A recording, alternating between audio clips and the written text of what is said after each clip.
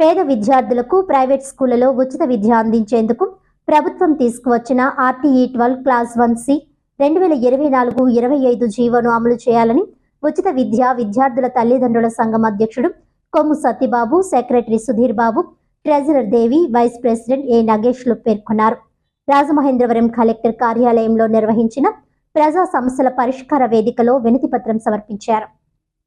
ఈ సందర్భంగా ఉచిత విద్యార్థుల తల్లిదండ్రుల సంఘం అధ్యక్షుడు కొమ్ము సత్యబాబు మాట్లాడుతూ, ప్రైవేట్ పాఠశాలలో అందించేందుకు ప్రభుత్వం ఉచిత విద్యా చట్టం ఆర్టీఈ 12 క్లాస్ 1C 2024-25 జీవోను తీసుకువచ్చిందని తెలిపారు.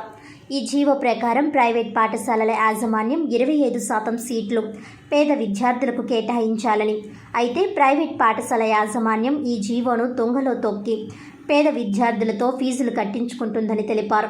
ఈ జీవోను అమలు చేయాలని రాజమండ్రి డిఈఓను, ఎంఈఓ, ఇతర విద్యాశాఖ అధికారులు చుట్టూ తిరిగినప్పటికీ వారు నిర్లక్ష్యం వహిస్తున్నారని ఆవేదన వ్యక్తం చేశారు.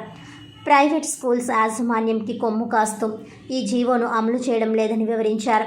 రాజమండ్రిలో ఉచిత విద్యా చట్టాన్ని అమలు చేయని గాఢాలలోని Lawrence international tips international school, బొమ్మూరులోని భాష్యం స్కూల్, శ్రీ చైతన్య స్కూల్, భారతీ విద్యాభవన్, మోరంపూడిలోని Shiridi Sai school, future kids స్కూల్పై జిల్లా కలెక్టర్కు ఫిర్యాదు చేశామని తెలిపారు.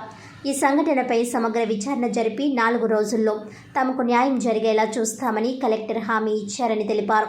సంఘం సెక్రటరీ సుధీర్ బాబు మాట్లాడుతూ, ప్రభుత్వం తీసుకువచ్చిన ఉచిత విద్యా చట్టం ఆర్టీఈ 12 క్లాస్ 1C 2024-25 జీవోను అమలు చేయకుండా నిర్లక్ష్యం వహించిన రాజమండ్రి డిఈఓ, ఎంఈఓలపై చర్యలు తీసుకోవాలని డిమాండ్ చేశారు. విద్యార్థులకు సీట్లు కేటాయించినప్పటికీ విద్యార్థుల పట్ల వివక్షత చూపించి ఫ్రీ సీట్లు కేటాయించిన విద్యార్థులను వేరే తరగతి గదిలో కూర్చోబెట్టి వివక్షత చూపిస్తున్నారని ఆగ్రహం వ్యక్తం చేశారు.